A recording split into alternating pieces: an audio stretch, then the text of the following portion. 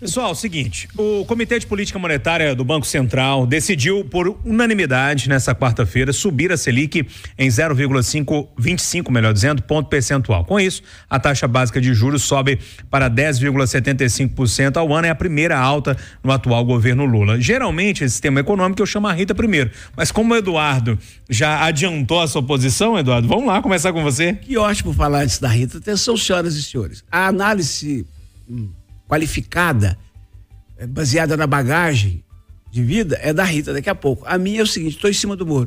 Não, para. Você tá me irritando. Aqui, o pouco que eu conheço de economia, eu também não quero conhecer mais não, pagando minhas contas, tá bom?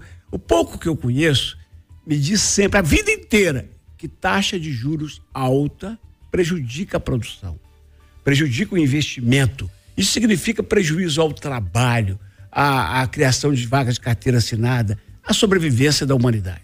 Ponto. Mas, a vida inteira eu aprendi e eu vivi como repórter da Itatiaia os anos 80 do século passado. Se você não aumenta os juros, você dá fôlego para a inflação, que é o pior de todos os males que eu já vi na minha vida para a humanidade. Então, estou em cima do muro, mas se eu tiver que pular, eu pulo para o muro do Banco Central. Eu pulo para o lado de aumento dos juros, porque lá tem técnicos.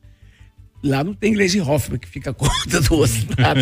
E o Lula ontem falou ontem, ele estava atacando o mercado, mas ele acabou dando razão ao Banco Central. O Brasil vai crescer mais 3%. Se o Brasil vai crescer mais 3%, ainda que os meus queridos e respeitados empresários sintam, vão aumentar a taxa. Não pode voltar a inflação, Júnior, pelo amor de Deus. Oi, Rita. O Eduardo Muro está certíssimo. O pior dos males é a inflação, porque a inflação corrói o poder de compra da população. E quando você tem o poder de compra comprometido, quem sofre mais na perda do poder de compra é quem não tem defesa. Quem não tem defesa é quem não tem dinheiro para aplicar. Porque quem aplica o seu dinheiro, ele está se defendendo da inflação através do recebimento dos juros. E quem não tem, né? Quem não tem para sobrar, você tem que ter um poder de compra mantido para que você consiga sustentar a sua família. Mas, enfim, a decisão do Banco Central e o comunicado, eles foram mais pesados do que se esperava. Por quê? Hoje, o grande vilão, foi meu comentário de hoje de manhã, é o chamado hiato do produto. É o que o Lula falou ontem. O Brasil está crescendo mais do que se esperava. Então você tem um crescimento real acima do crescimento potencial da economia. Quando você tem um crescimento acima daquilo que a economia deveria crescer, você causa pressão nos preços. E os números estão aí. A taxa de desemprego é a menor desde 2014. O setor de serviços, as vendas ao varejo, a indústria, o agro, está tudo crescendo e crescendo muito. Nós estamos em recorde de crescimento do setor de serviços, que é a inflação que mais preocupa. Mas na outra ponta, ao aumentar os juros aqui, em um momento em que os Estados Unidos estão diminuindo os juros lá, o grande vilão da inflação até a última reunião, a reunião de julho, era o dólar, que vinha subindo e subindo muito. Com essa defasagem da taxa de juros do Brasil maior em relação à taxa de juros americana, nós passamos a atrair capital especulativo, dinheiro para investir na nossa renda fixa. E o efeito já pode ser sentido no dólar, que caiu por 7 sessões consecutivas e voltou para casa dos 5,40, depois de ter atingido na máxima mais de 5,80.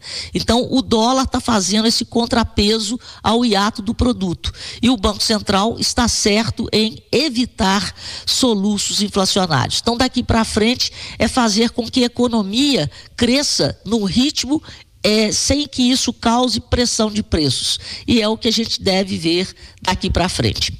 E aí, Marcelo da Fonseca? Ô, Júnior, eu entendo, né, que tem os técnicos do Banco Central, que tudo é feito, né, de forma muito estudada, desde que o Banco Central virou independente, mas agora eu tenho que dar total razão ao presidente Lula.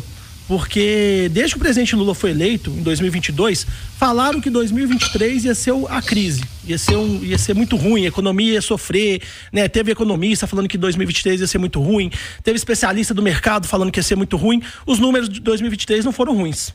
né? Cresceu 3%. Aí falaram que era, na verdade, o crescimento de 2023 era pelo que o ex-presidente Bolsonaro tinha feito em 2022. A justificativa era que o ex-presidente fez em 22 e não o que o Lula estava fazendo, né? Aí veio 24. Aí falaram que não ia crescer mais de 1%. A economia vai patinar em 24. Vocês vão ver o resultado ano que vem, quando são o reflexo do governo Lula. Veio 2024, falaram que ia crescer um pouco mais de 1%, já está crescendo 3%. Então, quando o presidente Lula vira e fala, mercado, eu estou conseguindo entregar, né, o crescimento que vocês não calculavam. Eu preciso dos juros mais baixos para aumentar o investimento, para conseguir colocar o dinheiro circulando. Então, eu acho que o Lula tem razão quando ele questiona, quando ele critica o aumento de juros, porque ele está conseguindo entregar números melhores do que é previsto, né? Muitas vezes os especialistas do mercado não estão chegando na realidade. Quando eu vejo uma decisão técnica, eu fico na dúvida. Será que esses técnicos, às vezes, não estão muito influenciados pela ideologia política? Jura? Parece que estão. Eu queria fazer uma parte. O crescimento do Brasil está se dando pelo consumo e não pelo investimento. Isso é o chamado voo de galinha. Porque está sendo injetado muito dinheiro na economia, com aumento de auxílio isso, auxílio aquilo. O governo está gastando muito e não está olhando o controle do fiscal. Essa é a grande crítica. Mas estamos... Peraí, Marcelo. Marcelo, é o crescimento através da injeção de dinheiros de auxílios. Hoje tem 56 milhões de brasileiros recebendo algum tipo de auxílio.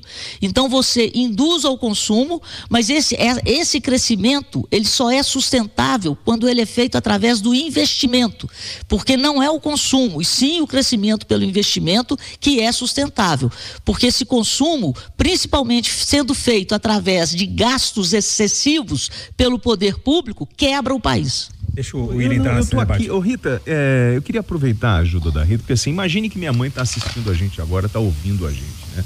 E ela quer saber como é que está o país na área econômica, né? Aumento de taxa, que são tantos termos técnicos. Ô Rita, vamos lá. Contas públicas, a gente conseguiu equalizar essa conta? A garantia que nós temos hoje para os investimentos dos financiamentos é um risco alto? A alta dos impostos é um problema no Brasil? E eu te pergunto, a economia está boa ou está ruim para o nosso povo? No curto prazo, os números tendem a passar uma sensação de que está tudo funcionando muito bem. Isso aconteceu em 2000 e Dilma, nós estamos falando de 2014, que foram números espetaculares. O país quebrou em 2015. Então, o grande problema do país é controlar as contas públicas, porque quando você induz um crescimento com o gasto excessivo do setor público, lá na frente não, logo em seguida o país quebra, ele não aguenta. Então é necessário que o crescimento do país seja protagonizado pelo setor privado. Então nós temos que ter segurança jurídica, nós temos que ter diminuição da carga tributária, e o que nós estamos vendo é tudo ao contrário.